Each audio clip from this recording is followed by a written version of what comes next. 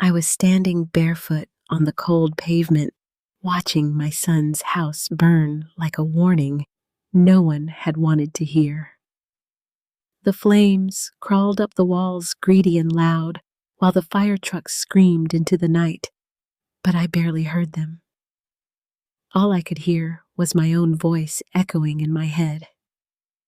There's something wrong with the wiring. We need to fix this. Please, just listen to me. They never did, and now everything was gone. If they had listened to me just once, none of this would have happened. Before I tell you what really led to this night, I want to ask you something. Have you ever known you were right, but no one believed you? If this story speaks to you, take a moment to like and subscribe. It helps more than you know. And tell me in the comments, where are you watching from, and what time is it for you right now? Because tonight, I almost lost my family trying to be heard. My name is Denise Harwood, and at 62 years old, I thought I understood what it meant to feel invisible. I had been a widow for nearly 8 years by then. My husband, Frank, had been the kind of man who fixed everything. Leaky faucets, broken fences, even people sometimes. When he passed, it felt like the quiet backbone of my life had snapped. For a long time, I lived alone in the house we had shared for 35 years, surrounded by memories that whispered his name in every creak of the floorboards. So when my son, Daniel, asked me to move in with his family, I told myself it was a second chance. A chance to not feel so alone. Daniel lived in a suburban neighborhood just outside Pittsburgh, one of those quiet American streets lined with maple trees and identical mailboxes, where neighbors waved but didn't really know each other. His house was newly purchased, a 2-story colonial with beige siding and a wide front porch Rachel had already decorated with seasonal wreaths and potted flowers. "It's perfect, Mom," Daniel had said over the phone. "Plenty of room, and Lily would love having you around." Lily. That was what convinced me. She was 12, all bright eyes and quiet observation, the kind of child who noticed things adults forgot to see. The first time I arrived with my suitcase, she hugged me tighter than I expected. "I'm glad you're here, Grandma," she whispered. That alone made me believe I had made the right choice. Rachel greeted me with a polite smile, too polite if I'm honest. She wasn't unkind, not at first. Just distant, like someone hosting a long-term guest they hadn't quite agreed to.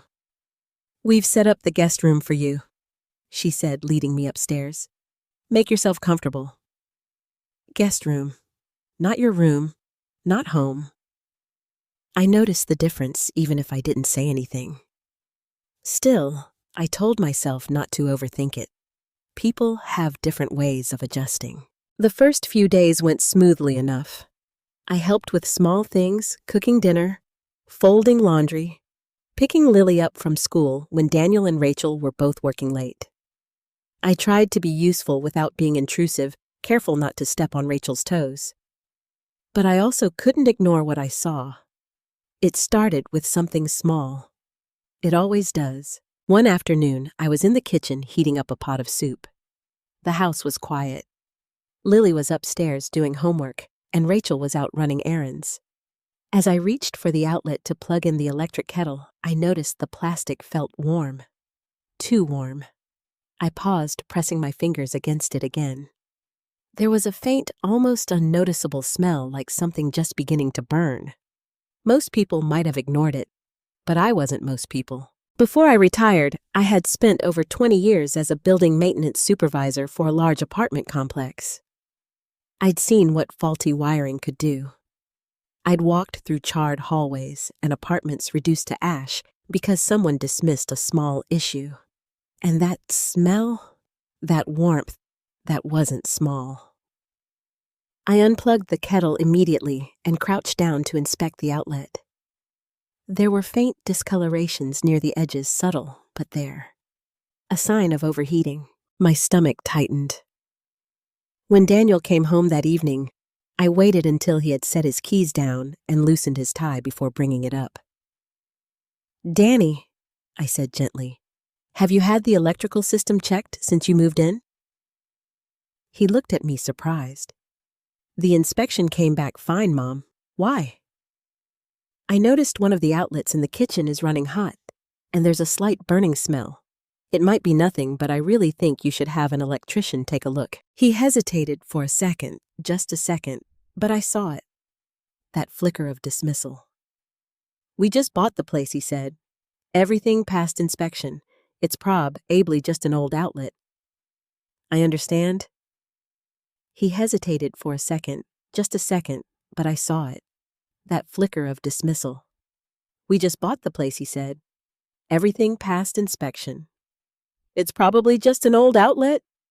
I understand, I replied, keeping my voice calm. But sometimes inspectors miss things. It wouldn't hurt to double check. Rachel, who had just walked in, overheard the last part.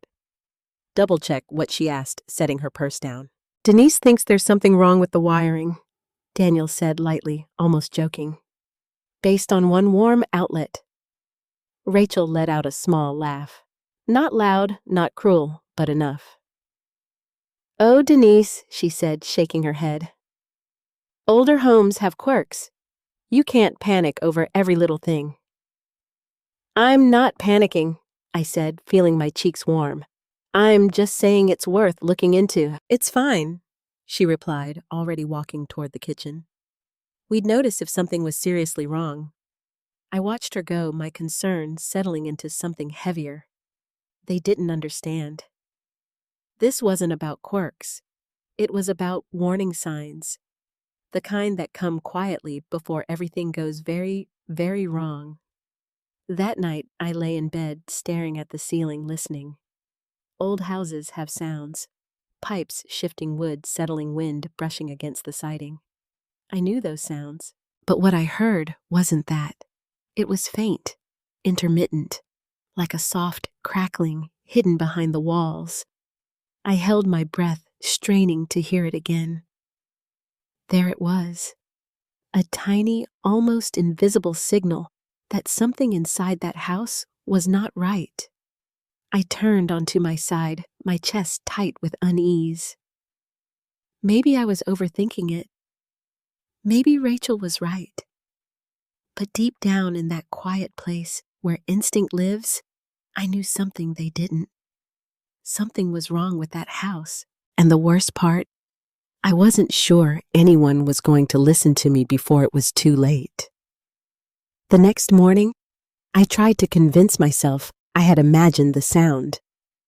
That faint crackling in the walls. And the worst part, I wasn't sure anyone was going to listen to me before it was too late. The next morning, I tried to convince myself I had imagined the sound. That faint crackling in the walls, it could have been anything. Old wood heating pipes, even the wind slipping through narrow spaces. Houses settle. They make noise. I had lived long enough to know that. But experience also teaches you the difference between normal and warning. And what I heard the night before didn't sit right with me. I got up earlier than anyone else in the house. The sky outside was still pale, the kind of quiet morning where everything feels paused. I made myself a cup of coffee and stood by the kitchen counter, staring at that same outlet again. This time, I didn't just touch it. I unplugged everything connected to it, then knelt down slowly, lowering myself onto the cold tile floor. My knees protested I wasn't as young as I used to be, but I ignored the discomfort and leaned closer. There it was again, that faint smell. Burnt plastic. Subtle, but unmistakable. My heart sank. I ran my fingers along the wall, following the line where the wiring would run behind it. The surface felt slightly warmer than the rest. Not hot, but warmer. That was enough. I stood up, already making the decision in my head. This couldn't wait. When Daniel came downstairs, still half asleep, and scrolling through his phone, I didn't hesitate this time. "Danny, we need to talk," I said firmly. He looked up, surprised by my tone. "Morning to you too, Mom." "I'm serious," I continued. "I checked that outlet again. It's worse than I thought. There's heat behind the wall now. This isn't just a faulty outlet, it could be the wiring. He sighed, rubbing the back of his neck. Mom. No, I cut in more sharply than I intended. Listen to me for a second. I've seen this before. It starts small like this. Then one day, it isn't small anymore. He leaned against the counter, clearly already tired of the conversation before it even began. We had the house inspected, he repeated. Everything passed. I know what the report said, I replied, but inspections aren't perfect. Sometimes they miss things, especially with electrical systems hidden behind walls. Before he could answer, Rachel walked in. Already dressed, her hair pulled back neatly like she was preparing for a day that had no room for interruptions. What's going on? She asked. Denise thinks the house is about to catch fire, Daniel said, half joking, but there was an edge in his voice. I did not say that, I replied quickly. I'm saying there's a problem that could lead to that if it's not addressed. Rachel crossed her arms, her expression tightening. Denise, with all due respect, we just moved in, she said. We can't start tearing into walls because of a smell. I'm not asking you to tear anything apart, I said, trying to keep my voice steady. Just call a licensed electrician. Have them check the system. That's all. And pay hundreds of dollars for someone to tell us everything is fine, she shot back. We have other priorities right now. It's not about money, I said quietly. It's about safety. Rachel let out a small, frustrated breath and looked at Daniel. See what I mean? She said. This is exactly what I was talking about. Daniel glanced between us, uncomfortable. Mom, maybe just give it a few days, he said. If it gets worse, we'll look into it. A few days. I stared at him, trying to understand how he could say that so casually. A few days might be too long, I replied. But he was already grabbing his keys. I've got to get to work, he said. We'll talk about it later, okay? And just like that, the conversation was over. Rachel followed him out shortly after, leaving me alone in the kitchen again. Alone, with that smell. I stood there for a long moment, my hands resting on the counter, my thoughts racing. Part of me wanted to push harder, to insist, to demand they take this seriously. But another part of me, the part that had learned over the past few years how easily I could be dismissed, hesitated. I didn't want to become that person.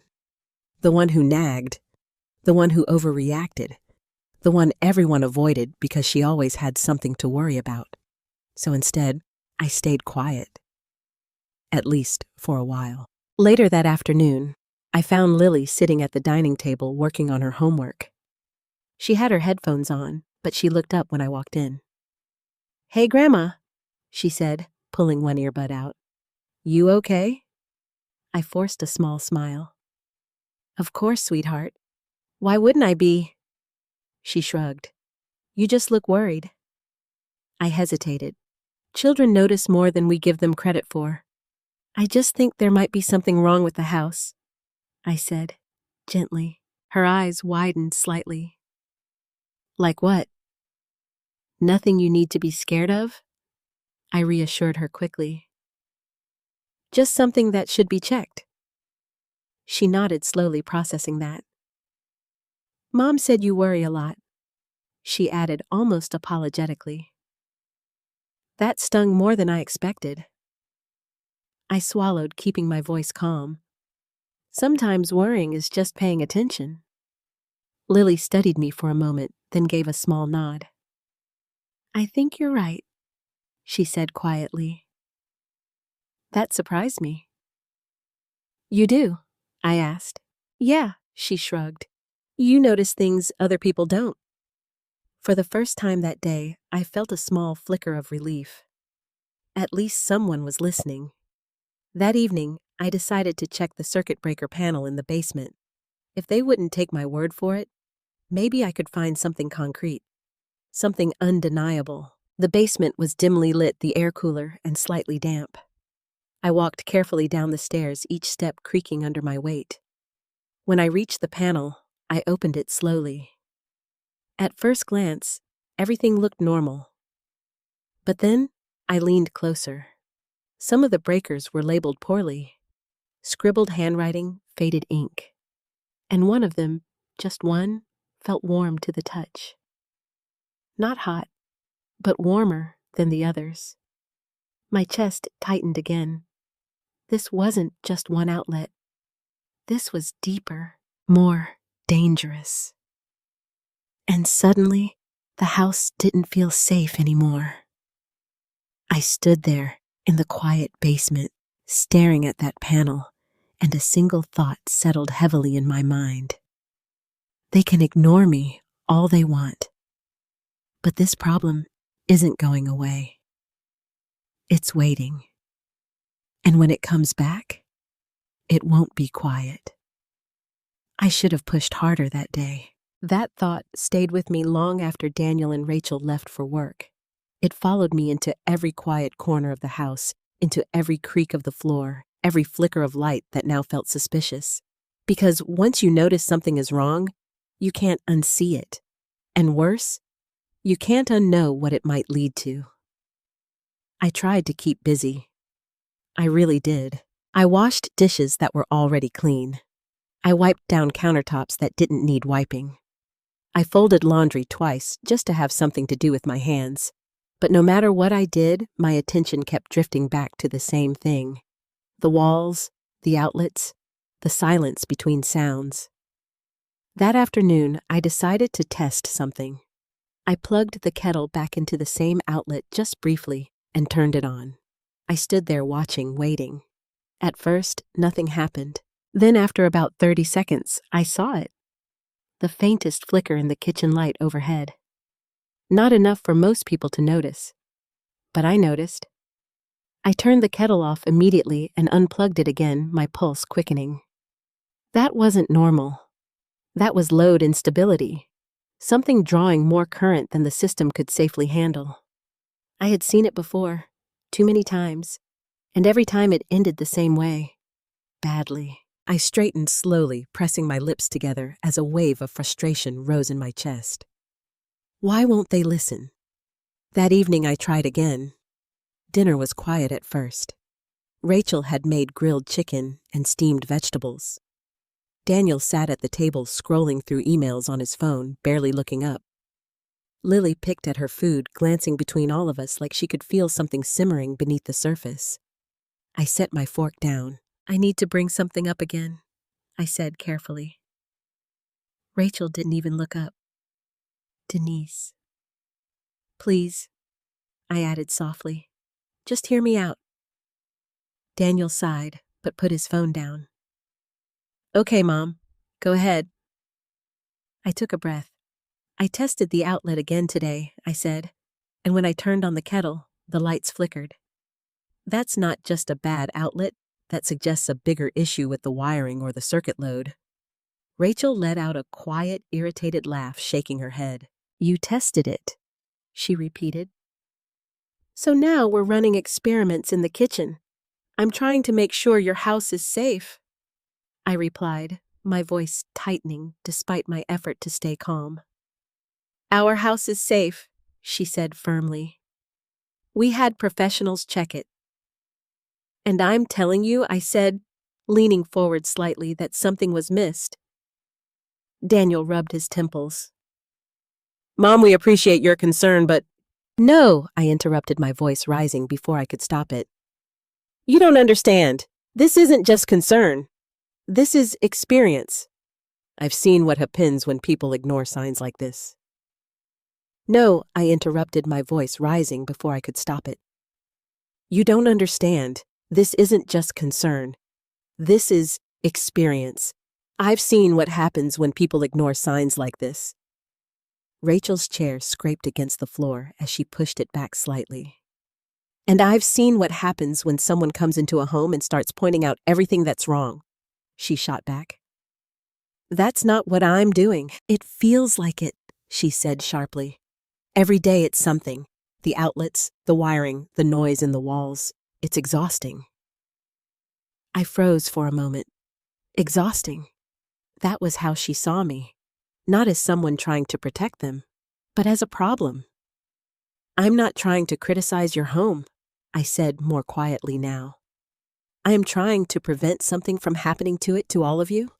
Daniel looked between us, clearly uncomfortable. "Can we just not do this tonight?" he said. "We've all had a long day." Rachel crossed her arms, her expression still tense. "I just think boundaries need to be respected," she added. "This is our house. We decide what gets fixed and when." There it was again. Our house. I swallowed, feeling something heavy settle in my chest.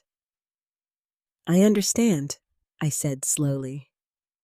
"But if something happens, it won't," she cut in. Her certainty hit me harder than anything else, because it wasn't based on knowledge. It was based on assumption. And assumptions can be dangerous. The rest of dinner passed in silence. Lily didn't say a word, but I could feel her eyes on me. When I finally stood to clear my plate, she followed me into the kitchen. "Grandma," she said softly. I turned, forcing a small smile. "Yes, sweetheart. Are we really in danger?" she asked. Her voice was barely above a whisper. My heart clenched. I knelt down so we were eye level. "No," I said gently. "Not right now. But there's something that needs to be checked, that's all." "Then why won't Mom and Dad do it?" she asked. I hesitated. How do you explain to a child that adults don't always listen, even when they should? Sometimes people don't see things the same way, I said carefully. It doesn't mean they don't care.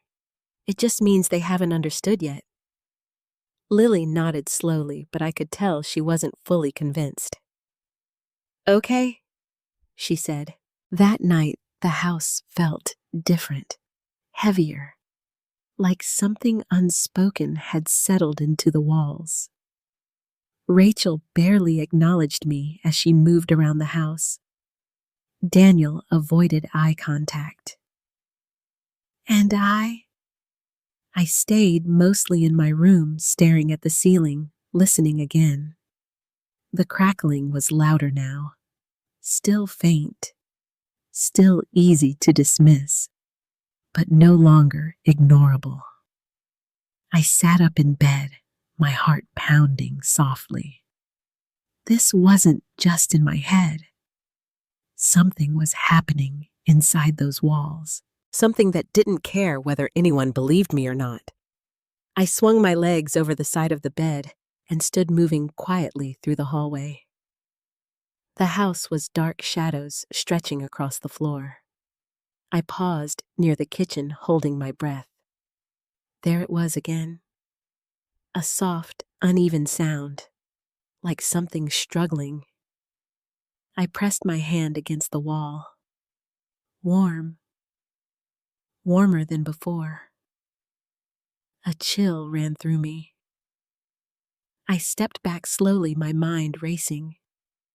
This was getting worse, faster than I expected, and suddenly, a realization hit me sharp and undeniable. I might not have time to convince them, and if I didn't act soon, this house wouldn't just be uncomfortable, it would be dangerous. I stood there in the darkness, staring at the wall, my chest tight with a mixture of fear and determination. They didn't want to listen. Fine, but I wasn't going to sit back and wait for something terrible to happen. Not again, because I had seen what fire could do, and I wasn't about to let it take another family. Not if there was anything I could do to stop it. The next day, something changed. Not outside, not in the house itself, but inside me. Because fear, when it sits with you long enough, doesn't just stay fear.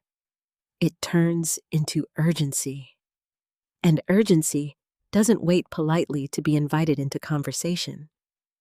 It forces its way in. I woke up with that same tightness in my chest, that same uneasy feeling crawling just beneath the surface of everything. The house was quiet again, but not peaceful. It felt. I woke up with that same tightness in my chest, that same uneasy feeling crawling just beneath the surface of everything. The house was quiet again, but not peaceful. It felt loaded, like something was building quietly, invisibly, just waiting for the right moment. I didn't even bother with coffee that morning. Instead, I went straight to the kitchen, the outlet, the wall. I pressed my palm against it, still warm. Too warm for something that hadn't been used. I pulled my hand back slowly, my stomach twisting. This wasn't stabilizing. It was progressing, and that was the worst sign of all. By the time Daniel came downstairs, I was already waiting for him. He paused when he saw me standing there, arms crossed, not moving. "Mom," he said cautiously. "We need to call an electrician today," I said without preamble. No soft tone, no hesitation, just truth. He blinked, clearly caught off guard. "We talked about this." "No," I interrupted, my voice steady but firm. "You talked about delaying it. I'm telling you now, this cannot wait." He exhaled sharply, frustration flickering across his face. "Mom, I have meetings all day. I can't just drop everything." "You might have to," I said quietly.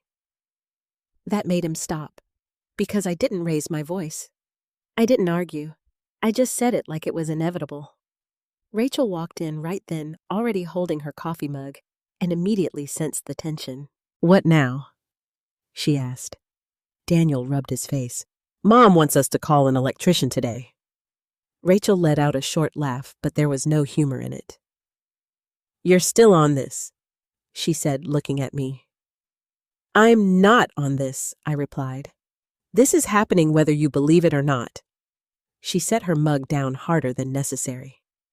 "Denise, we cannot keep doing this every single day," she said, her voice tightening. "You're creating a problem where there isn't one." "I am reacting to a problem that already exists," I shot back. "No," she said sharply. "You're imagining worst-case scenarios." I stepped closer, lowering my voice, trying one last time to reach her, not as an argument, but as a warning.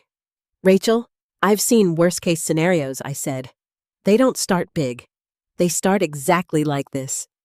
For a brief moment, something flickered in her eyes. Doubt, but it disappeared just as quickly. "We're not tearing into our house based on your feelings," she said. "It's not a feeling," I replied. "It's evidence." From touching a wall, she challenged. "Yes," I said firmly. "Because I know what I'm looking for." "We're not tearing into our house based on your feelings," she said. "It's not a feeling," I replied. "It's evidence. From touching a wall," she challenged. "Yes," I said firmly, "because I know what I'm looking for." Daniel stepped in before it could escalate further. "Okay, that's enough," he said. "We're not doing this right now." I turned to him, disbelief rising in my chest. "You're just going to ignore this?" I asked. "We're not ignoring it," he said. "We're just not overreacting to it." That word again, overreacting. It landed like a slap. I took a slow breath, trying to steady myself. But something inside me had already shifted. "You think I'm overreacting?" I asked quietly. Daniel hesitated. And that hesitation told me everything. Rachel answered for him. "Yes," she said plainly. Silence filled the space between us. Heavy, final. I nodded slowly. "All right," I said, 2 simple words. But inside, something closed. Because in that moment, I understood something I hadn't wanted to admit before. They weren't going to listen. Not today, not tomorrow, maybe not ever. And that meant one thing. If something was going to be done, it would have to be done by me. The rest of the day passed in a strange, detached quiet. Daniel and Rachel left for work. Lily went to school. And I stayed behind, moving through the house like someone walking through a place that no longer quite belonged to them. Because in a way, it didn't. Not really. Not when your voice doesn't matter. I went down to the basement again. The breaker panel. I opened it slowly, more carefully this time, as if expecting something to jump out at me. Everything looked the same, but when I reached out and touched the same breaker as before, I flinched. It was hotter. Not dangerously hot, not yet, but warmer than yesterday. Warmer than it should have been. I stared at it, my heart pounding louder in my ears. This wasn't a maybe anymore. This was a timeline, and that timeline was shortening. I stepped back, my mind racing. How long? Hours? Days? There was no way to know, and that was what made it so dangerous. I walked back upstairs slowly, my thoughts spinning. I could call an electrician myself, but it wasn't my house. I didn't have the authority, and even if I did, Rachel would never forgive me for going behind her back. But what was worse, her anger or the possibility of something far more permanent. I stood in the middle of the living room looking around. The couch where Lily watched her shows. The dining table where we sat in strained silence. The hallway that led to their bedrooms. A home, a family. All of it sitting on top of something unstable, something hidden, something dangerous. And suddenly, the choice didn't feel complicated anymore. Because I had seen what happens when people choose comfort over caution. I had seen what happens when warnings are ignored.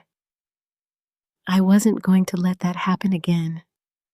Not if I could help it. That evening, when Lily came home, she found me sitting at the table writing something down.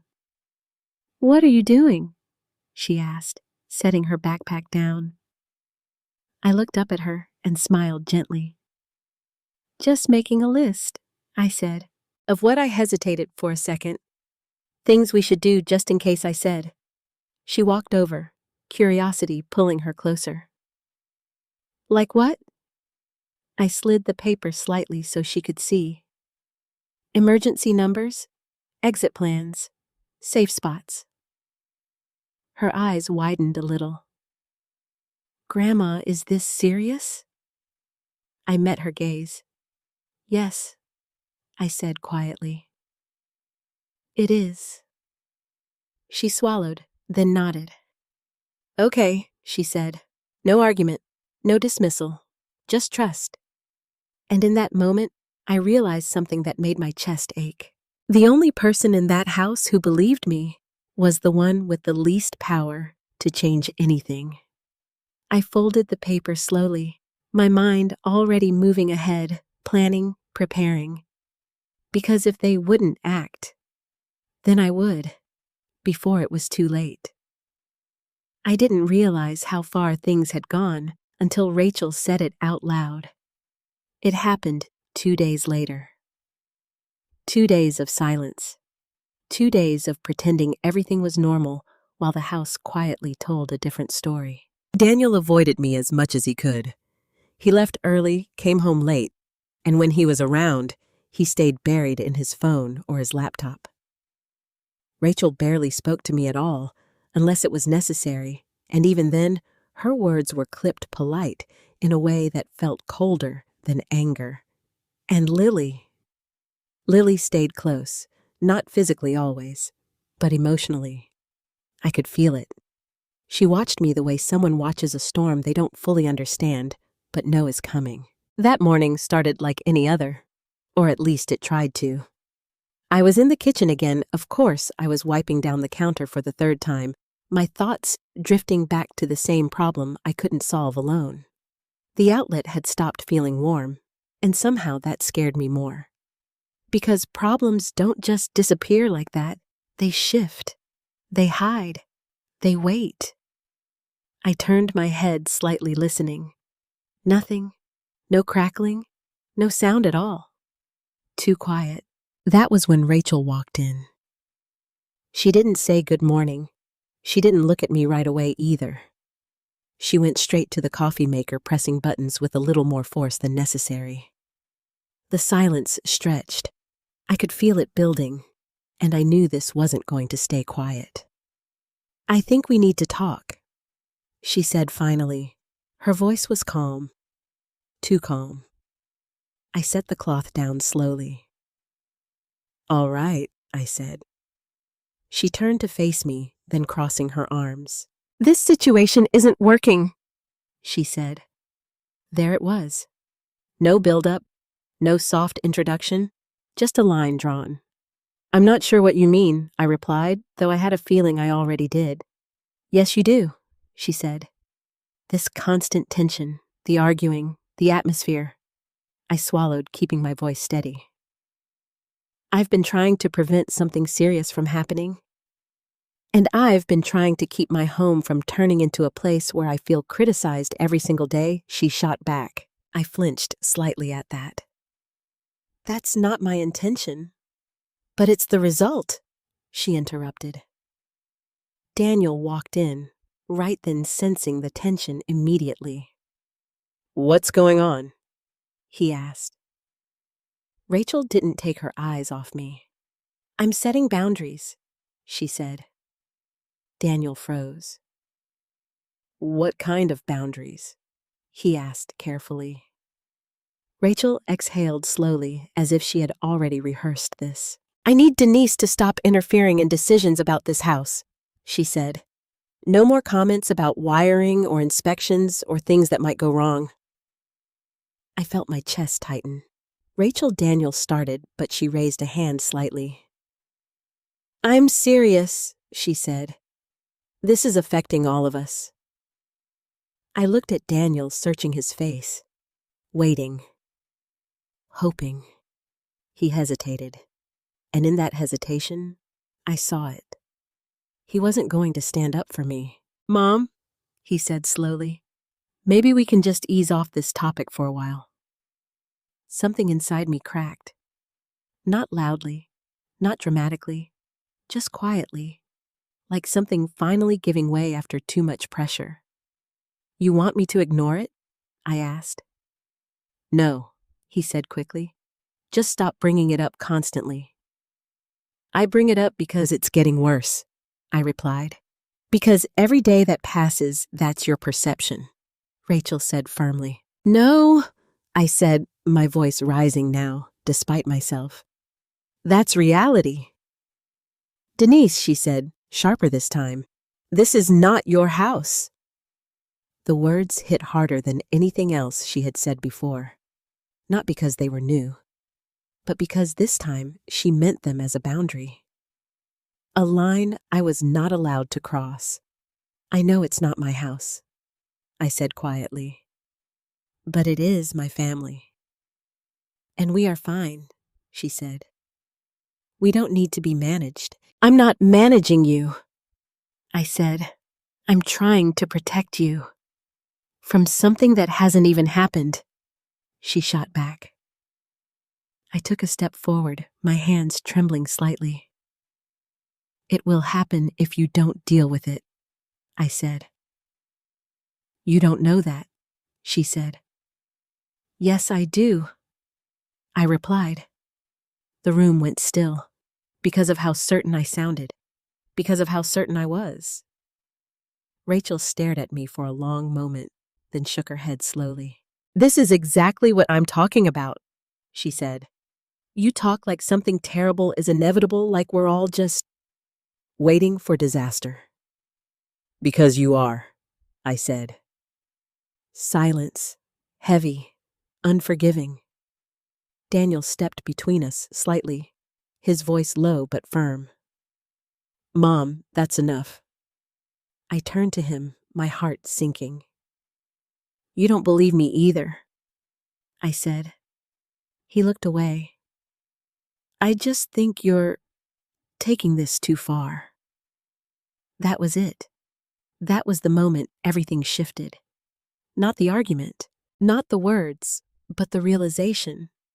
I was alone in this, completely. Rachel straightened her decision, clearly made.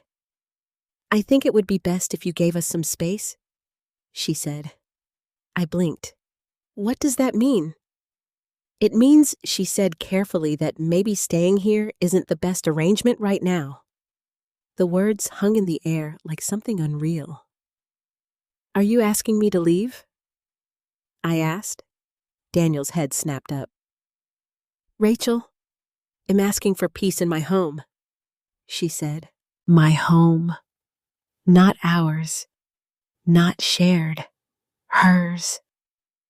I felt the ground shift beneath me, not physically, but emotionally. Like everything I thought I had here wasn't actually mine. I looked at Daniel again, waiting, hoping for something, anything to contradict her. He didn't. "I'm sorry, Mom," he said quietly. That hurt more than Rachel's words ever could, because it wasn't anger. It was surrender. I nodded slowly, forcing myself to stay composed, even as something inside me unraveled. "All right," I said. My voice sounded distant, even to me. "I understand." Rachel seemed to relax slightly, as if something had been resolved.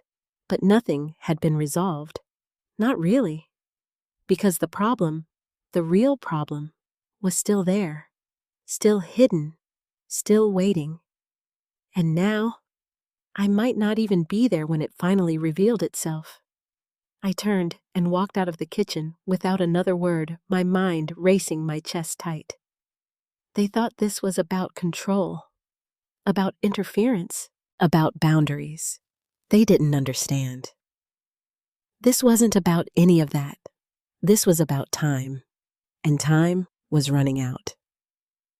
That night, I didn't pack my things. Not yet. I sat on the edge of the bed in the guest room, my room, even if no one called it that, and stared at the suitcase leaning against the wall. It had been there since the day I arrived, half unpacked, like some part of me had never fully settled in. Maybe I had known deep down that this wasn't permanent, but I hadn't expected it to end like this, not because of something I did wrong, but because of something they refused to see. I let out a slow breath and pressed my hands together, trying to steady myself. Leaving would be easier.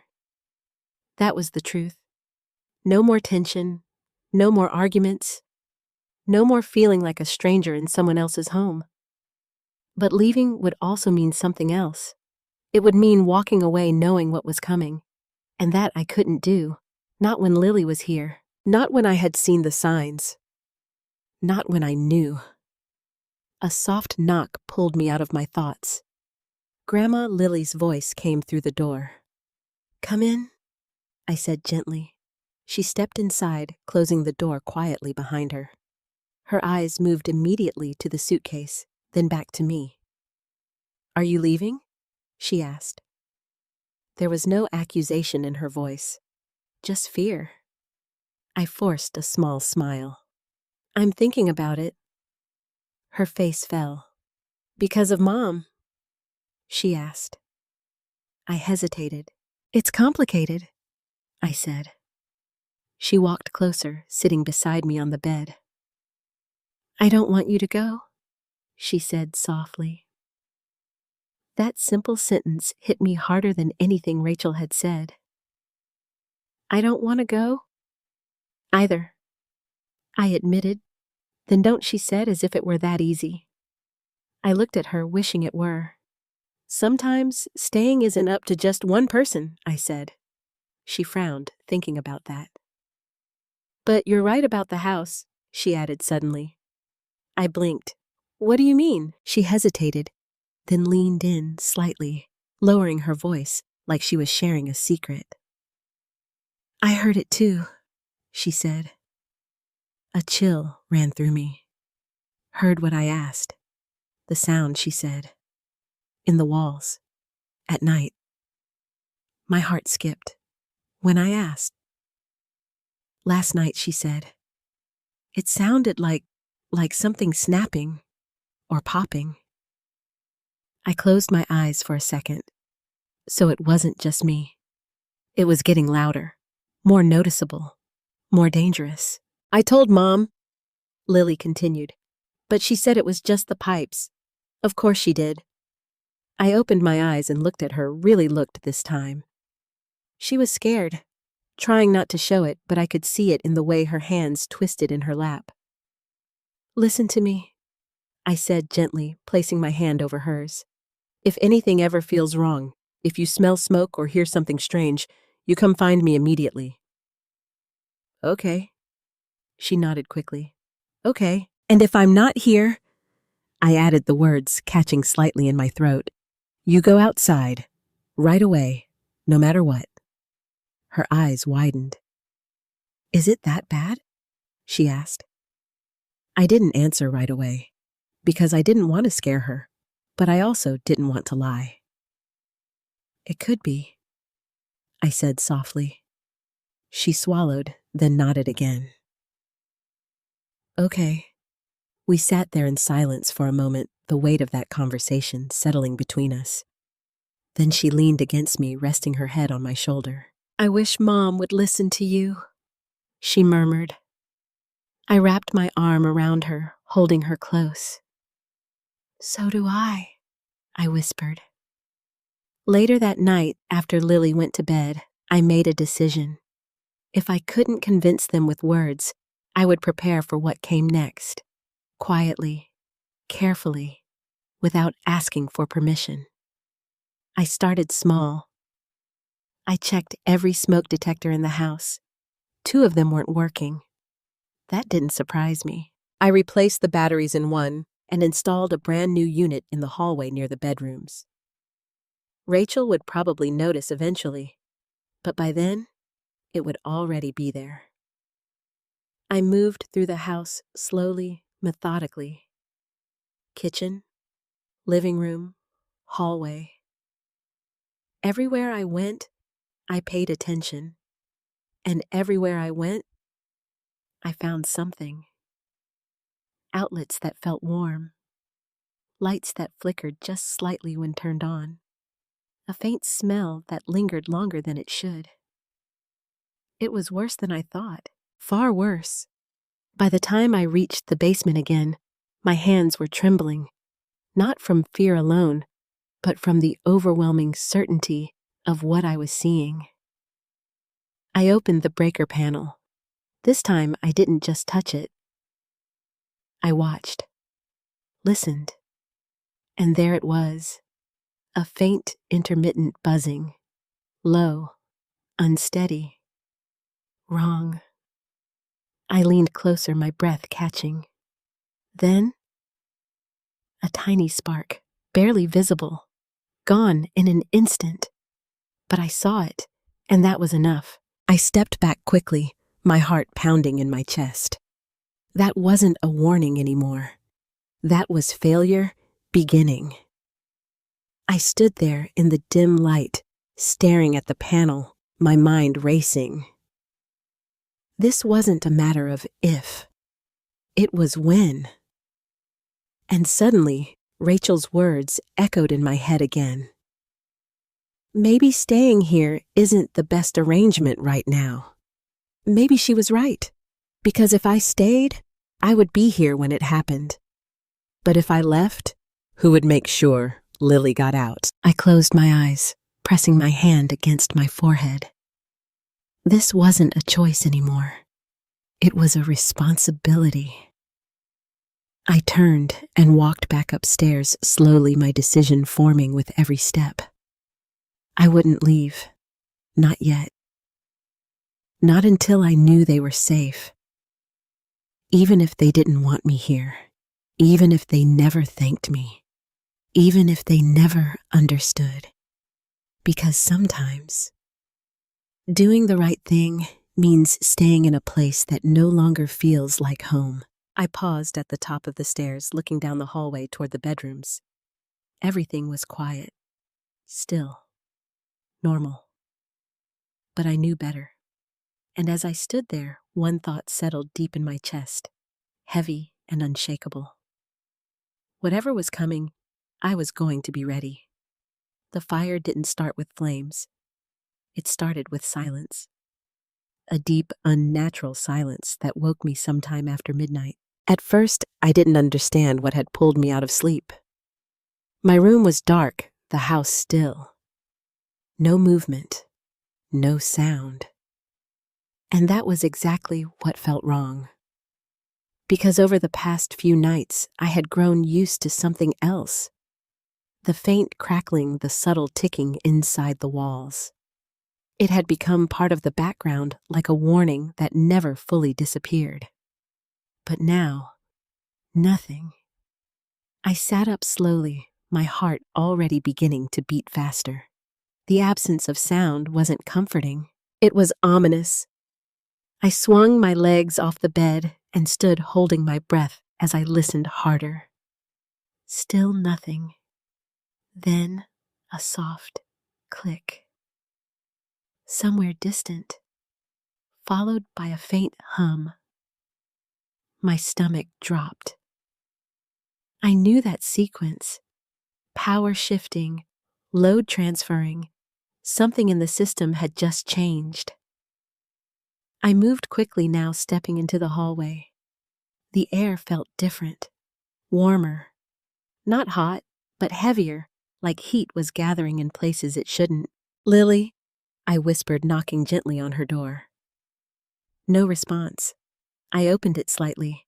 She was asleep, curled under her blanket, completely unaware. For a moment, I hesitated. Was I overreacting again?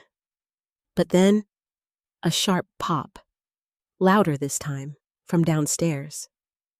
My heart slammed against my ribs. That was it. That was the moment instinct took over. "Lily," I said louder now, shaking her shoulder gently. "Wake up." She stirred, blinking groggily. "Grandma, get up, sweetheart," I said, my voice firm but controlled. "We need to go downstairs." "What's happening?" she asked, sitting up. "I'm not sure yet," I said, "but I don't want to take chances." She nodded, still half asleep, but trusting me enough not to argue. We stepped into the hallway together, and that's when I smelled it. Stronger now. Not faint, not subtle. Burning. "Stay close to me," I said quickly. We moved toward the stairs, and with every step, the smell intensified. My chest tightened, adrenaline sharpening every sense. Halfway down the stairs, I saw it. A faint, flickering glow. From the kitchen, my pulse spiked. No.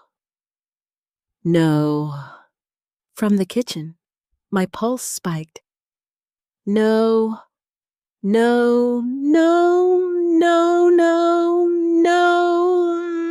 We reached the bottom, and I stepped into the kitchen. Just in time to see a thin line of flame crawl up the wall near the outlet. It was small, for now, but it was alive, hungry, and spreading. "Fire." I whispered the word, barely leaving my lips before everything snapped into motion. "Lily, out." Now I said, grabbing her hand. What about Mom and Dad?" she asked, panic rising in her voice. "I'll get them," I said. "Go to the front door and wait outside. Do not come back in. Do you understand?" She hesitated for half a second, then nodded. "Go," I urged. She ran.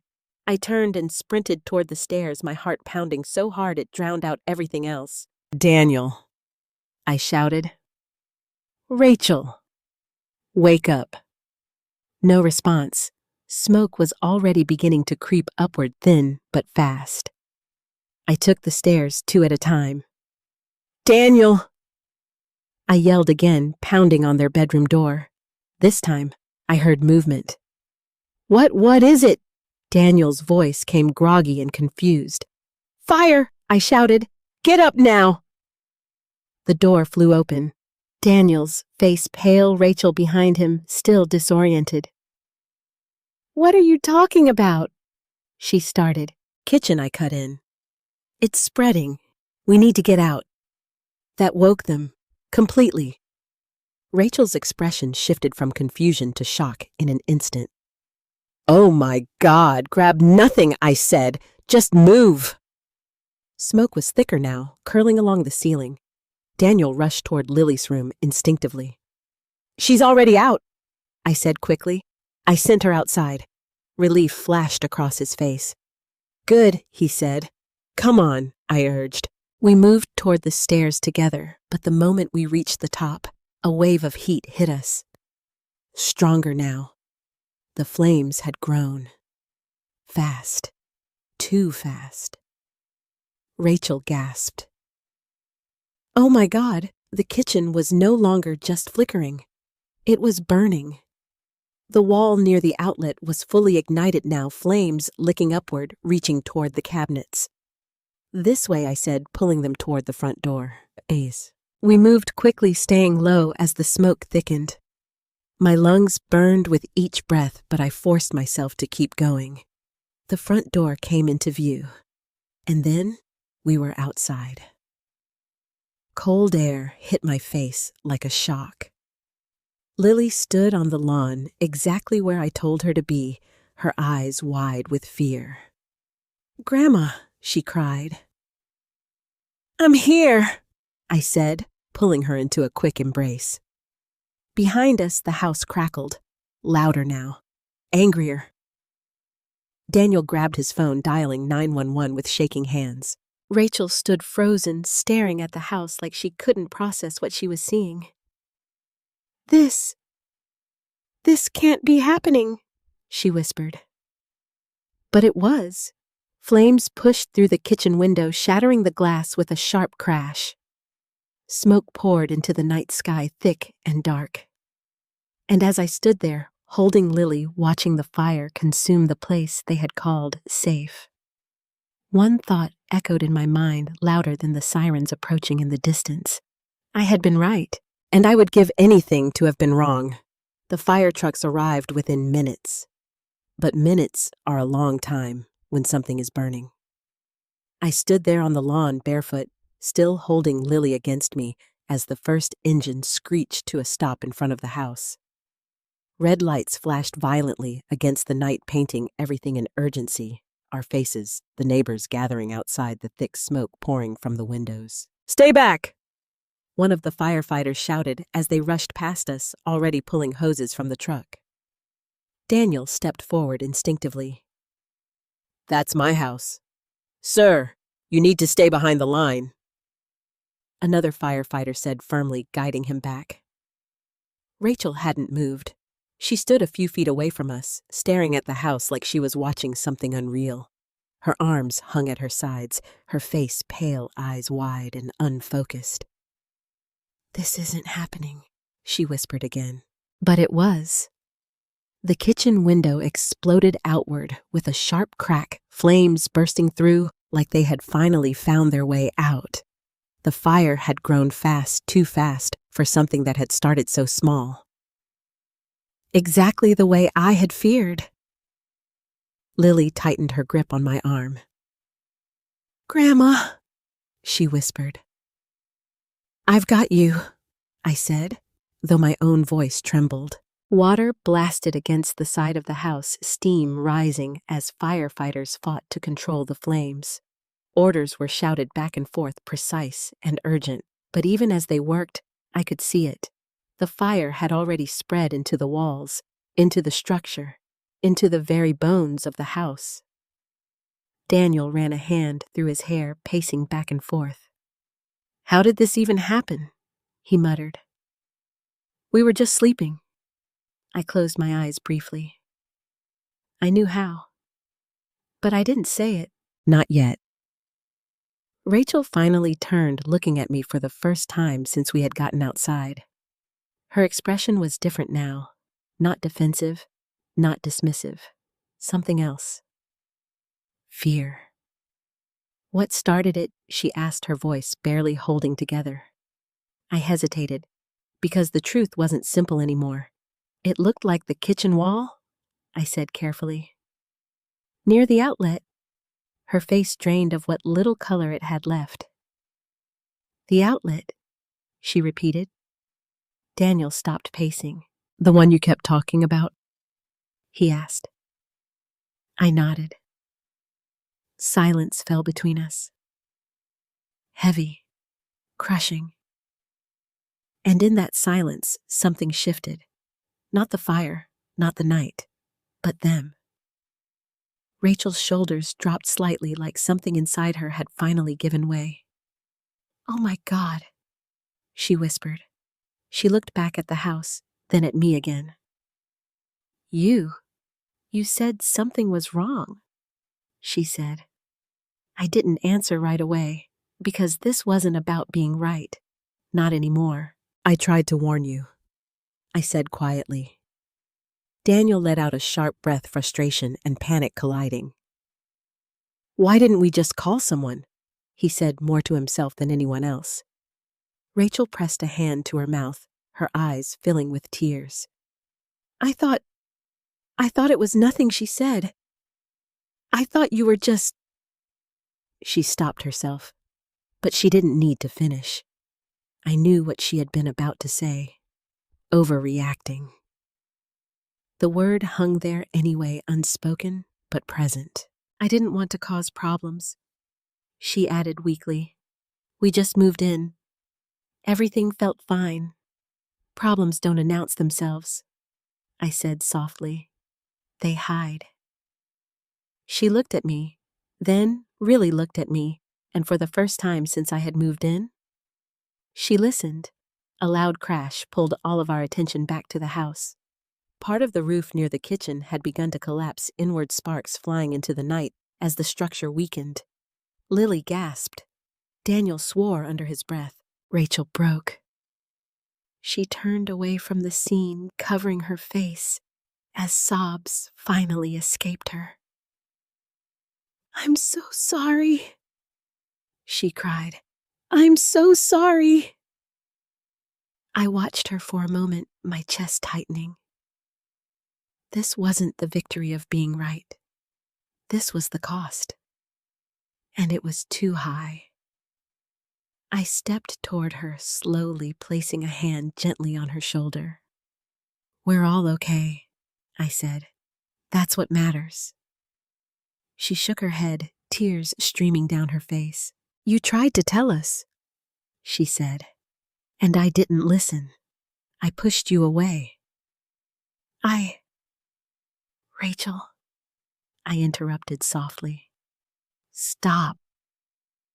She looked up at me, guilt written all over her face. We got out, I said. That's what matters right now. But inside, I knew. It could have been worse.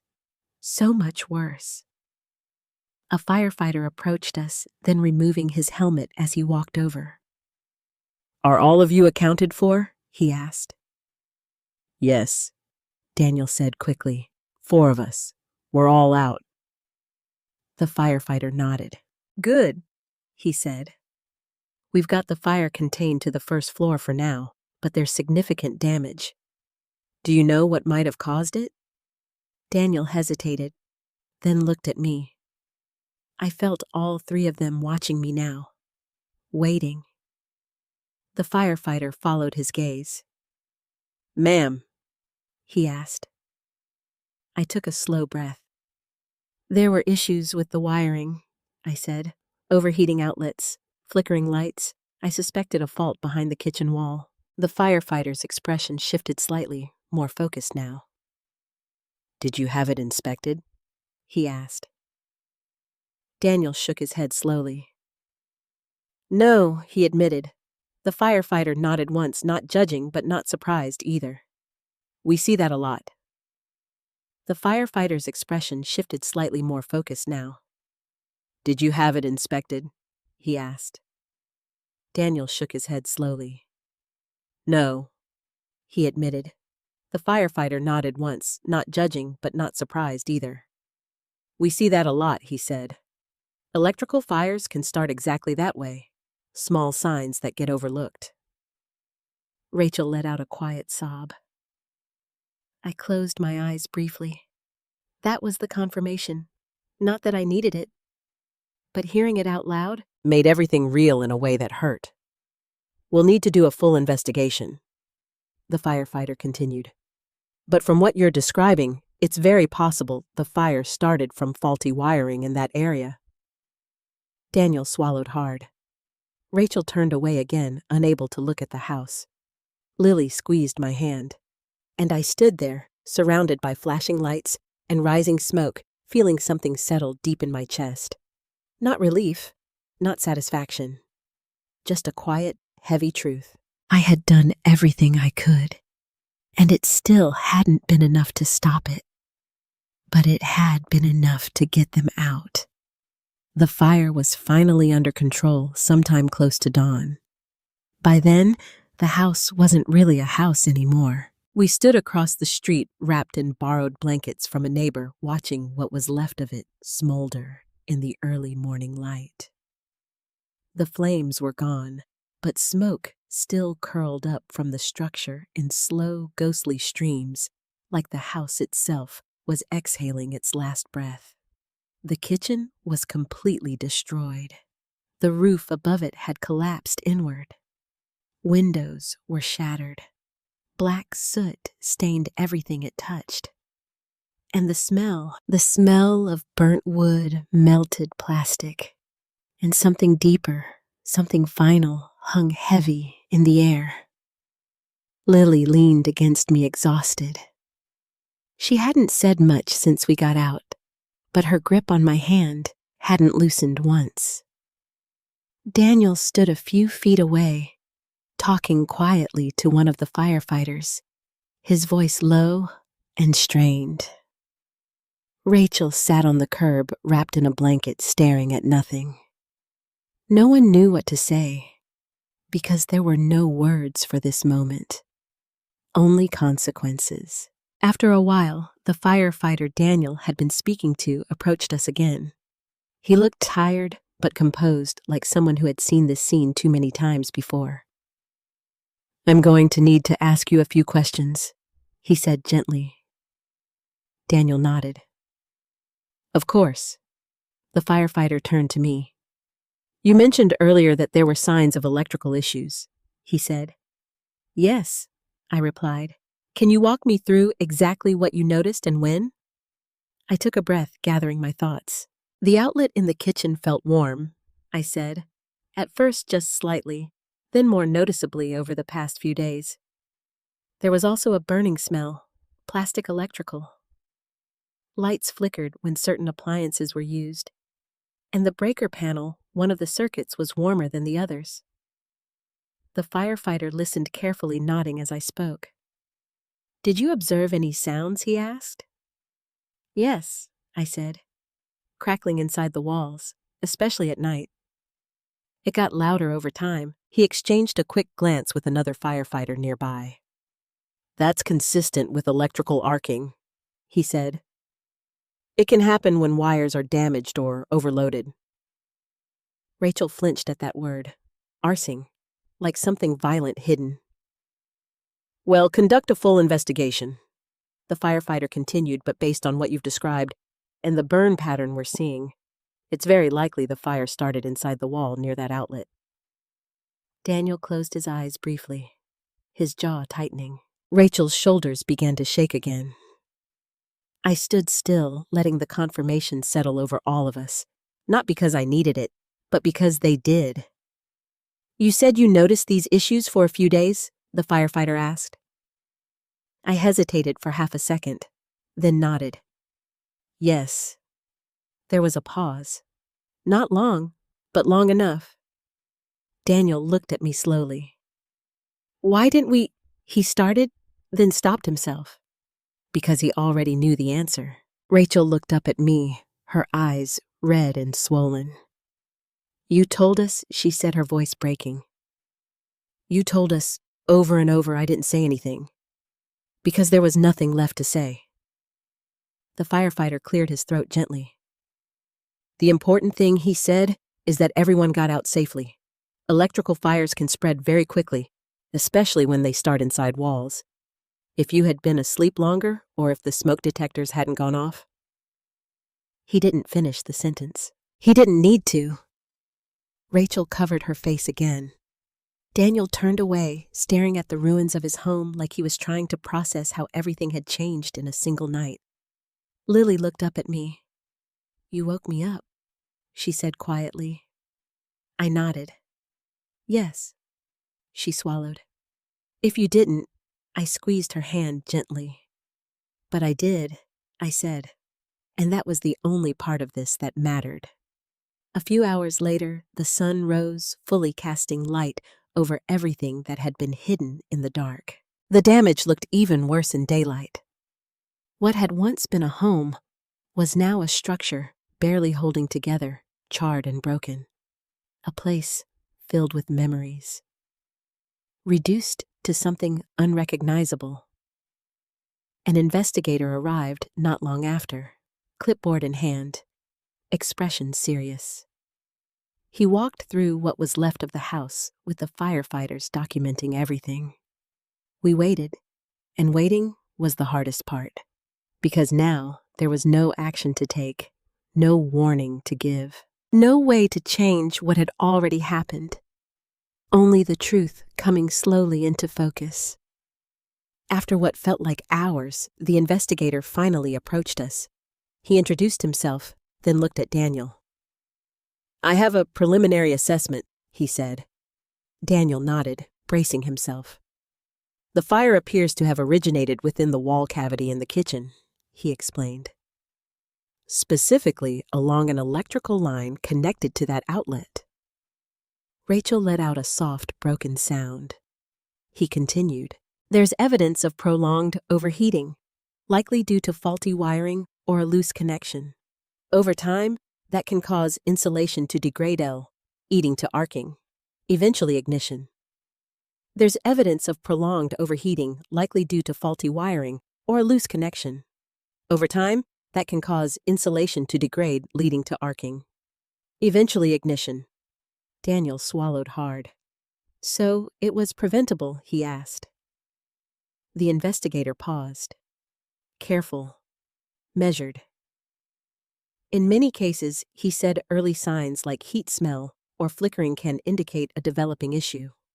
Addressing those signs quickly can reduce the risk significantly." That was as close to an answer as he was going to give, but it was enough. Rachel broke down completely, then sobbing into her hands. Daniel stood frozen, guilt written all over his face. And I just stood there, because this wasn't the moment for "I told you so." This was the moment for something else. Understanding, regret, and truth. Rachel looked up at me through tears. "I didn't listen to you," she said. "I thought you were interfering. Judging me. My home." Her voice cracked. "But you were trying to protect us." I stepped closer slowly. "Yes," I said. She shook her head, crying harder. "I pushed you away," she said.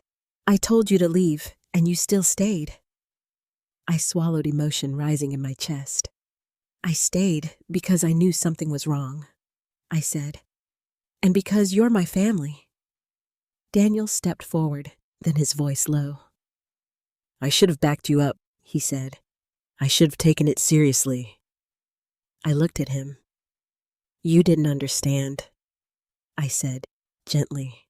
"But you did," he replied.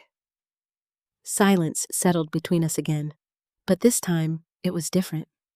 Not tense, not defensive, just honest. And in that honesty, something began to shift.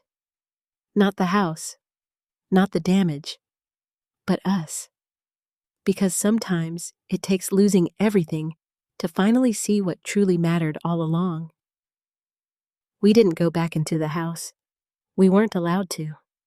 And even if we had been, I don't think any of us could have handled it. Instead, we spent the rest of that morning at a neighbor's home. Mrs. Collins, a kind woman from across the street who had watched the entire fire unfold from her front porch. She wrapped Lily in a thicker blanket, made tea none of us really drank, and gave us a quiet space to sit with what had just happened. But silence didn't mean peace. It meant reflection. And reflection can be brutal. Rachel sat at the edge of the couch, her hands wrapped tightly around a mug that had long since gone cold. Her eyes were red, but she had stopped crying for now. That hollow stillness had replaced it. Daniel stood by the window, staring out at the blackened remains of the house. Every now and then, he would run a hand over his face, like he was trying to wipe away what he was seeing. Lily stayed beside me.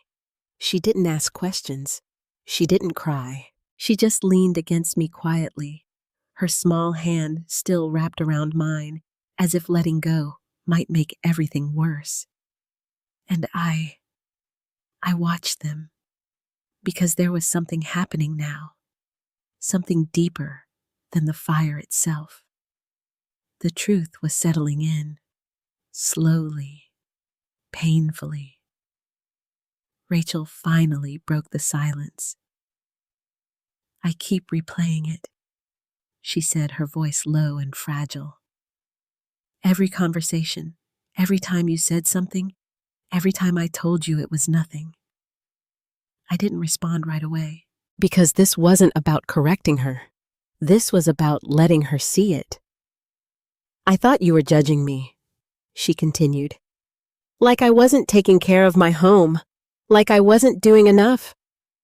Her fingers tightened around the mug, so I pushed back harder. I didn't want to feel inadequate. I nodded slowly. "I understand that," I said. She looked up at me surprised. "You do?" she asked. "Yes," I said gently. "It's hard to hear that something might be wrong, especially when you've worked so hard to build something." Her eyes filled again. "But you weren't judging me?" she whispered. "No," I said. "I was worried." Daniel turned from the window, then stepping closer. "I should have listened too," he said. "But I didn't want to take sides. I thought if I stayed neutral, things would just calm down." He let out a bitter breath. "But ignoring something doesn't make it go away." "No," I said quietly. "It usually makes it worse." Silence returned again, but this time it wasn't heavy. It was honest. Rachel wiped her face slowly. "I told you to leave," she said. The words landed softly, but they carried weight. "I remember," I said. "And you still stayed," she added. I nodded. "Yes." Why, she asked. That question lingered in the air for a moment. Not defensive, not challenging, just genuine. I looked at Lily first, then at Daniel, then back at Rachel. "Because I knew something was wrong," I said, "and because I couldn't walk away knowing that." She shook her head slowly, tears slipping down her cheeks again. "I don't think I could have done that," she admitted. I gave a small, sad smile. "You would have," I said, "if it was your child." Her expression softened at that, because she understood that. A knock on the door interrupted the moment. Mrs. Collins stepped in gently. "There's someone here to see you," she said, "from the fire department." Daniel straightened slightly. "Okay," he said. A man stepped inside a moment later. He wasn't in full gear this time, just a uniform clean composed. Older than the others we had seen earlier, with a steady presence that immediately filled the room. "Good morning," he said. "I'm Fire Marshal Robert Hayes." His voice was calm, grounded, professional. Daniel stepped forward. "Daniel Harwood," he said, shaking his hand. "This is my wife, Rachel. And this is my mother, Denise." The fire marshal nodded to each of us, his gaze lingering on me just a second longer. "I understand you were the one who identified the initial warning signs," he said. Rachel inhaled sharply beside me. Daniel glanced at me again, and I simply nodded. Yes, I said. Fire Marshal Hayes gave a small, respectful nod. That likely saved lives, he said. The room went completely still. Rachel's breath caught. Daniel froze. Lily looked up at me, and I felt something shift inside my chest. Not pride, not satisfaction. Something quieter, something heavier. Responsibility acknowledged. I've reviewed the preliminary findings, he continued, and based on the pattern of damage and your observations, the fire started exactly where you suspected. He paused briefly. Inside the wall, due to electrical failure, Rachel covered her mouth again, tears slipping through her fingers. Daniel lowered his head. Fire Marshal Hayes stepped a little closer, his tone still calm, but now more direct. Most house fires don't start with visible flames, he said. They start with signs, heat, smell, sound. People often dismiss them. They assume it's minor. His eyes moved between Daniel and Rachel. But those signs are warnings, he said, and ignoring them can be costly. The words weren't harsh, but they were clear, and they landed exactly where they needed to. Rachel nodded slowly, her voice trembling. We didn't listen, she said. Fire Marshal Hayes looked at her, not judgmental, just factual. But you got out, he said. That's what matters now. Then he turned to me again. You didn't just notice the problem, he said. You acted on it. You woke them up. You got them out. I swallowed. Yes, I said. He gave a small nod. That made the difference, he said. And just like that, the truth was no longer something unspoken between us. It had been said, out loud, by someone who had no reason to take sides. And in that moment, everything changed. Rachel looked at me again, really looked at me, and this time, there was no resistance, no defensiveness, just gratitude and regret. I'm so sorry, she whispered. I stepped closer, placing a hand gently over hers. I know, I said, and for the first time since the fire, there was no distance between us, only understanding.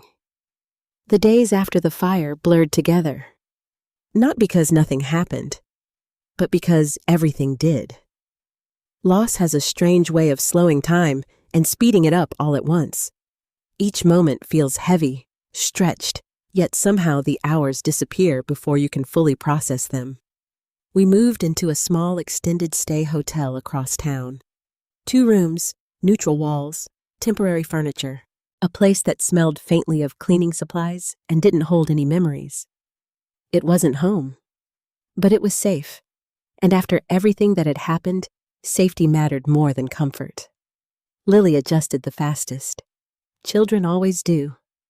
Within a day, she had picked her side of the room, arranged her things neatly, and even found a way to laugh again quietly at first, cautiously, like she was testing whether it was allowed. Daniel threw himself into logistics. Insurance calls, paperwork, contractors. He spoke in clipped sentences, always moving, always doing something as if staying busy could keep him from feeling everything underneath.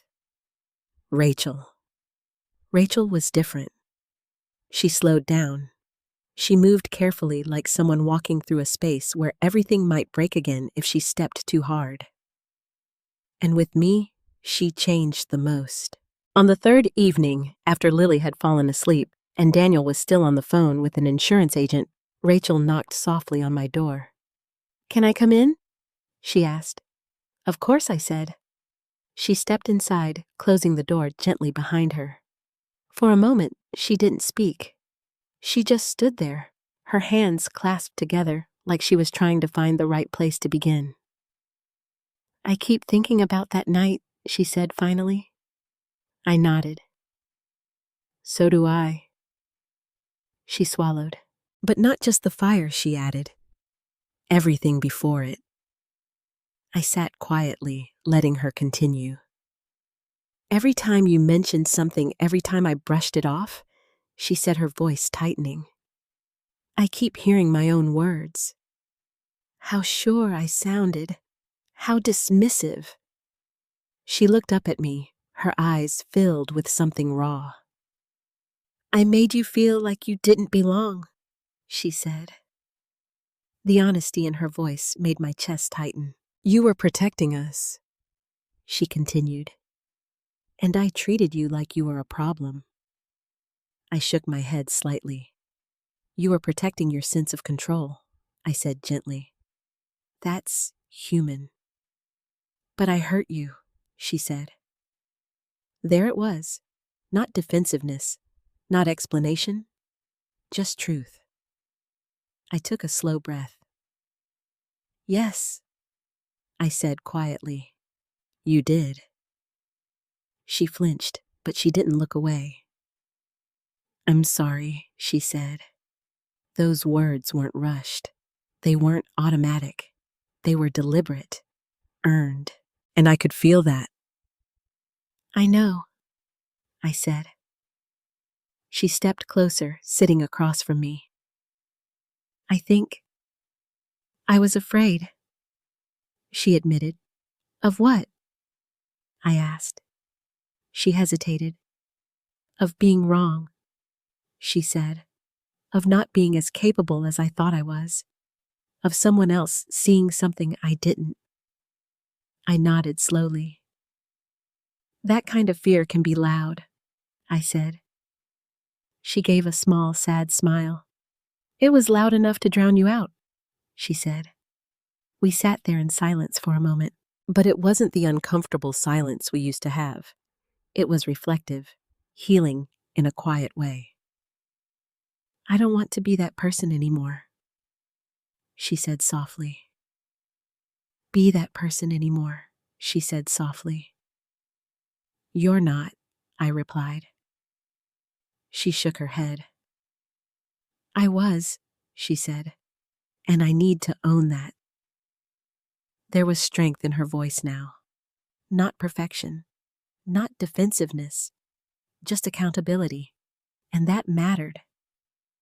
Then learn from it, you're not, I replied. She shook her head. I was, she said, and I need to own that. There was strength in her voice now. Not perfection, not defensiveness, just accountability, and that mattered. Then learn from it, I said. That's all any of us can do. She nodded slowly. I will, she said. A pause. Then, will you stay? She asked. The question caught me off guard. Stay, I repeated. With us, she clarified. After everything, after we've clarified, after everything, after we figure out what's next. I looked at her carefully. This wasn't obligation. This wasn't politeness. This was an invitation. A real one. I thought you wanted space, I said gently. She shook her head immediately. I thought I did gear out what's next. I looked at her carefully. This wasn't obligation. This wasn't politeness. This was an invitation. A real one. I thought you wanted space, I said gently. She shook her head immediately. I thought I did, she said. But I was wrong. Her voice softened. We need you, she added. That landed deeper than anything else she had said, not because of the words themselves, but because of what they meant. Not just acknowledgement, but acceptance. I felt something shift inside me, a place that had felt pushed aside, now being welcomed back. I'll stay, I said. Relief washed over her face. Thank you, she whispered. That night after she left, I sat alone for a long time, thinking, not about the fire, not about the house, but about what had changed. Because the fire didn't just take something from us, it revealed something too. The next morning, Daniel joined us for breakfast in the small hotel kitchenette. He looked tired, but clearer somehow. I talked to the insurance adjuster, he said. The damage is extensive. We're not going back anytime soon. Rachel nodded quietly. What are you thinking? She asked. Daniel hesitated. Rebuild, he said, but not the same way. I looked at him. What do you mean? He exhaled slowly. I mean, we do it right this time, he said. Full inspection, updated wiring, everything checked twice if needed. Rachel glanced at me briefly, then back at him. Yes, she said firmly. Everything. Daniel nodded. No shortcuts, he added. No assumptions, Rachel said. I watched them both. And for the first time, we were on the same page. Not divided, not arguing, but aligned. Because sometimes it takes losing what you thought was secure to finally build something stronger. And this time, we weren't going to ignore the warning signs. Rebuilding didn't begin with walls. It began with conversations, hard ones, honest ones, the kind we had avoided for far too long. A week after the fire, we sat together in the small hotel roomie, Daniel, Rachel, and Lily surrounded by scattered papers, insurance documents, and contractor estimates. But none of that mattered as much as what we were about to talk about. Daniel cleared his throat first. I met with the contractor today, he said. We can rebuild. It's going to take time, but it's possible. Rachel nodded slowly, her fingers laced together in her lap. Good, she said quietly. There was a pause. Then Daniel looked at me. And Mom, I want you involved in every step. The words caught me off guard. Involved, I repeated. Yes, he said firmly. Not just included, actually involved. Rachel turned toward me too. We want your input, she added. On everything. I studied their faces carefully. This wasn't guilt talking. This was something else, something deeper. Are you sure? I asked gently. Rachel gave a small, sad smile. I think we've learned what happens when we don't listen. I studied their faces carefully. This wasn't guilt talking. This was something else, something deeper. Are you sure? I asked gently. Rachel gave a small, sad smile. I think we've learned what happens when we don't listen, she said. That landed heavily, but not painfully, just truthfully. Daniel leaned forward slightly. We trusted the inspection without question, he said. We assumed everything was fine because someone else said it was. He shook his head. But you saw what we didn't. You noticed things we ignored. I exhaled slowly. I noticed things because I've seen them before, I said. And we need that, he replied. Rachel nodded again. We don't just want a new house, she said. We want a safe one. Her voice softened. And we want to build it together. That word, together. It meant something now, something it hadn't before. I looked down at my hands for a moment, then back at them. It'll help, I said. Relief spread across both of their faces. Thank you, Daniel said. Lily, who had been quietly listening the whole time, suddenly spoke up. And can we have more smoke detectors? She asked. We all turned to her. She looked completely serious.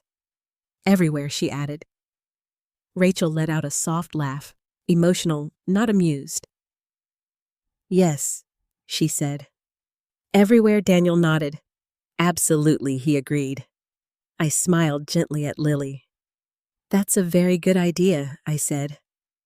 She gave a small nod, satisfied. But then her expression shifted slightly, more serious. "And can we listen more?" she asked. The room went quiet. Because that question wasn't about smoke detectors. It was about us. Rachel's eyes filled with tears again. "Yes," she said softly. "We can do that." Daniel nodded too. "We will," he added. Lily looked at me then. "Promise?" she asked. I reached out and took her hand. "Promise," I said, and for the first time since the fire. It felt like something had truly changed. Not just what we said, but what we understood. Later that afternoon, Rachel and I went together to meet with the contractor and an electrical specialist. That alone would have been unthinkable just weeks ago. But now, she asked questions. Carefully, thoughtfully, and more importantly, she listened. "What kind of wiring would you recommend?" she asked the electrician. "Modern copper wiring with updated insulation," he explained. "And we'd also install arc fault circuit interrupters. They detect dangerous electrical arcs before they can start a fire." Rachel nodded, absorbing every word. "And smoke detectors?" she asked. "Interconnected system," he said. "If one goes off, they all go off." She glanced at me briefly, then back at him. "We want that," she said. There was no hesitation, no resistance, just certainty. I stood beside her watching, feeling something I hadn't expected. Not validation, not vindication, something quieter. Pride. Not in being right, but in seeing growth. Because that's what this was. Growth born from something painful, but real. On the drive back to the hotel, Rachel was quiet for a while. Then she spoke. "I used to think asking for help meant I wasn't capable," she said. I looked at her. "And now?" I asked. She smiled faintly. "Now I think not asking for help is what makes you vulnerable." I nodded slowly. "That's a hard lesson," I said. She let out a soft breath. "Yeah," she said. "It is." We pulled into the parking lot, but neither of us got out right away. "I keep thinking about something," she added. What I asked. "That night," she said. "When you woke us up," her voice tightened slightly. "You didn't hesitate. You didn't second-guess yourself. Even after everything, even after how I treated you?" I stayed quiet. "I don't know if I could have done that," she admitted. I turned toward her fully. "Yes, you could have," I said. She shook her head. "I'm not sure," she said. "You would have," I repeated, "because when it comes down to it, you love your family." She looked at me, her eyes softening. "I do," she said. "Then you would have," I said. She sat with that for a moment, then nodded. "Maybe," she said. We got out of the car and walked back inside together. Not ahead of each other. Not separately, but side by side. And that was something new. Because rebuilding a house takes time. But rebuilding trust, that starts with something much smaller. Listening. And finally, we were learning how to do that. The rebuilding process didn't feel like construction. It felt like transformation. Weeks passed, and what had once been a blackened, broken structure slowly began to change. At first, it was just clearing debris, burnt wood, twisted wiring fragments of what used to be our lives. I didn't go the first day. I couldn't. Some losses need distance before they can be faced. But eventually, I did. Standing there again in front of what used to be the house, I felt something strange. Not grief. Not exactly. Something quieter. Acceptance. Daniel stood beside me, hands in his pockets, looking at the empty frame where the kitchen once stood. "I keep thinking about how fast it all went," he said. "It usually does," I replied softly. He nodded. "And how long we ignored it," he added. That part lingered longer. Rachel joined us a moment later, carrying a folder full of updated plans. She wasn't the same woman who had stood in that kitchen weeks ago dismissing every concern. She was different now, more aware, more careful, more open. The electrician confirmed everything she said, flipping through the papers. The old wiring system was outdated, and there were multiple failure points, not just the kitchen. I wasn't surprised, but hearing it still mattered. "We're replacing everything," she continued. "New wiring, new panel, full inspection at every stage." Daniel nodded. "And we're adding backup systems," he said. "Surge protection, updated breakers, everything."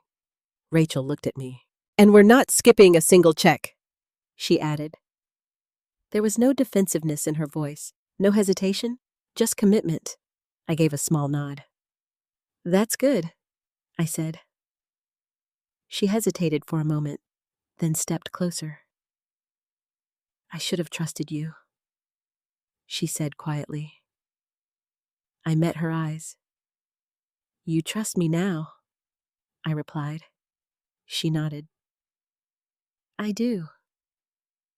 And this time, I believed her. Lily arrived shortly after, holding a small notebook in her hands. "I made something," she said. We all turned to her. "What is it?" Daniel asked. She opened the notebook, revealing pages filled with drawings and notes. "Emergency plans," she said proudly. Rachel smiled through a trace of emotion. "Can we see?" she asked.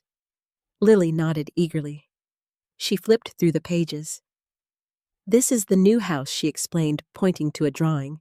"And these are all the exits, and this is where the smoke detectors go." I leaned closer. She had marked every room, every exit, every safety point, and at the top of one page, she had written in big letters, "Listen the first time." My chest tightened.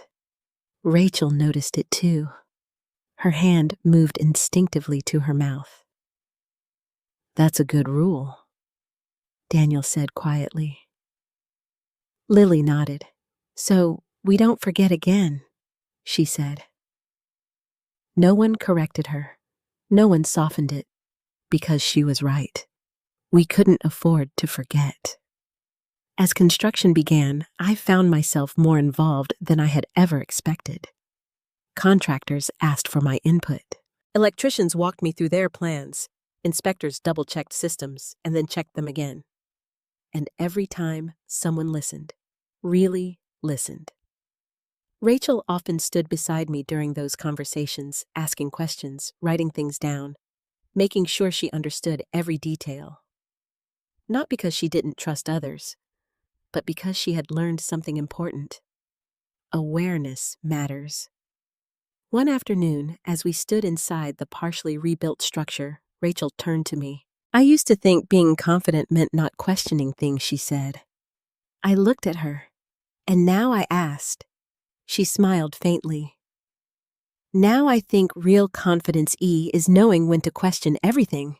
"I used to think being confident meant not questioning things," she said. I looked at her. "And now?" I asked. She smiled faintly. "Now I think real confidence is knowing when to question everything." I nodded. "That's a stronger kind of confidence," I said. She exhaled slowly, looking around the space. "This house is going to be different," she said. "Yes," I replied. "It will." But I wasn't just talking about the structure. Neither was she. Because what we were building now wasn't just walls and wiring. It was trust, respect, and something we had almost lost completely: connection. Later that evening, we sat together at the hotel again, like we had so many nights since the fire. But this time, it felt different, lighter. Not because everything was fixed, but because we were. Daniel looked around at all of us. "I've been thinking," he said. "That's always dangerous," Rachel teased lightly. He smiled faintly. "I mean it," he said, "about everything that happened." We waited. "I realized something," he continued. "I thought being a good husband and father meant keeping the peace. Avoiding conflict?" He looked at me, but sometimes avoiding conflict means ignoring the truth. I nodded slowly. "Yes," I said, "it can." He looked at Rachel. "I should have stood up sooner," he said. "Not against you, but for what was right." Rachel reached for his hand. "I should have listened sooner," she said. Then she looked at me. "And I should have respected you from the beginning." The honesty in her voice was steady now. Not fragile, not emotional, just real. I smiled gently. "We all learned something," I said. Lily leaned forward slightly. "I learned something too," she said. We all looked at her. "What did you learn?" I asked. She thought for a moment. "That just because someone is older doesn't mean they're wrong," she said. I laughed softly. "That's a good start," I said. She grinned. "And that just because someone is younger doesn't mean they don't notice things," she added. Rachel smiled. "That's also true," she said. We sat there together, the four of us, in that small temporary space. But for the first time, it didn't feel temporary. Because what we had now was something stronger than walls. And as I looked at them, my son, my daughter-in-law, my granddaughter, I felt something I hadn't felt in a long time. Not just included, not just accepted, but valued. And that was something no fire could ever take away. The new house didn't feel like a replacement. It felt like a promise. Months passed before we finally stood in front of it, not as a construction site, not as a project, but as something whole again. Stronger, safer, different. The structure looked similar from the outside, but everything inside had changed. New wiring ran cleanly behind the walls. Every outlet had been checked, double-checked, and documented. Smoke detectors were placed in every room, all connected, all tested. And more than that, every corner of the house held intention. Not assumption, not neglect, but awareness. Daniel unlocked the front door slowly, almost ceremonially. "Ready?" he asked. Rachel nodded. Lily squeezed my hand, and I took a quiet breath. "Yes," I said. We stepped inside together. The air smelled fresh new paint, new wood, something clean and untouched. Sunlight poured through the windows, filling the space with warmth that felt different from before. Not just physical warmth, emotional. Rachel walked slowly into the kitchen, the place where everything had started. She stopped near the wall where the fire had once burned. But now, there was no damage, no scorch marks, no hidden danger. Just a clean, carefully built space. She ran her fingers lightly over the counter, then turned to me. "It feels different," she said. "It is," I replied. She nodded. "Not just the house," she added. I smiled softly. "I know." Daniel moved toward the breaker panel, opening it, and looking inside, not out of worry, but out of habit now. "Everything's labeled," he said. "Every circuit, every line." Rachel laughed quietly. "That's your new favorite thing, isn't it?" He shrugged. "It makes sense now," he said. That simple sentence carried so much more meaning than it should have. Lily ran from room to room, her excitement finally breaking through completely. "This is my room," she called from down the hallway. "And my smoke detector," she added proudly. Rachel smiled, tears forming again, but this time they weren't from grief. They were from something else. Relief. Growth. Gratitude. We gathered in the living room a little while later, standing together in a space that felt both new and familiar. Daniel looked around, then at me. "I've been thinking about what the fire marshal said," he said. I nodded. "So have I." He exhaled slowly. "He said the warning signs were there," Daniel continued. "That they always are." Rachel stepped closer to him. "And we ignored them," she said. There was no denial anymore. No defensiveness. Just truth. I looked at both of them. "Yes," I said. "You did?" Rachel didn't flinch this time. Instead, she nodded. "But we won't again," she said. Lily walked back into the room holding her notebook. "I brought this," she said. She opened it to the same page we had seen weeks ago. "Listen the first time." She looked at all of us. "We're still doing this, right?" Daniel smiled. "Always," he said. Rachel nodded. "Always," she echoed. I reached out, placing my hand gently over Lily's. "Always," I said too. And in that moment, it wasn't just a rule.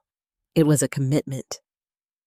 Later that evening, after the boxes had been brought in and the first pieces of furniture placed, we sat together on the floor, surrounded by everything that would soon become part of our lives again.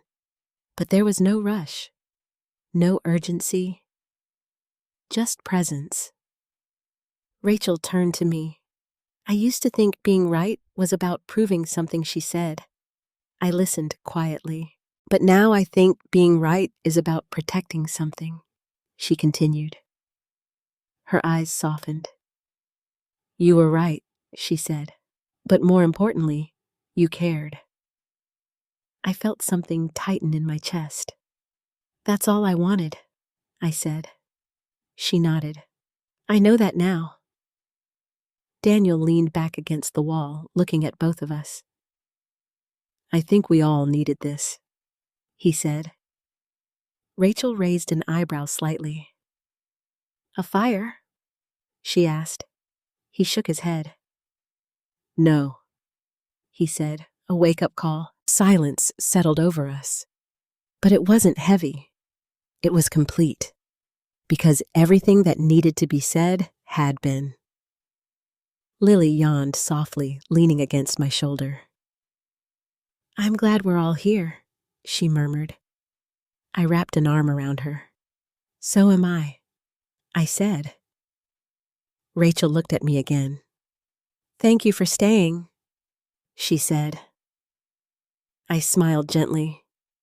"There was nowhere else I'd rather be," I replied, and that was the truth. Because this wasn't just about a house. It was about a family that had almost fallen apart and found its way back, stronger, closer, wiser. The fire had taken walls, memories, and comfort, but it had also revealed something we had been missing all along: the ability to listen, to trust, to value each other, not just when it was easy, but when it was uncomfortable. And as I sat there, surrounded by the people I loved, in a home that had been rebuilt with more than just materials, I realized something simple. Sometimes being right doesn't feel like a victory. It feels like responsibility. And if you carry it with care, it can save more than just a house.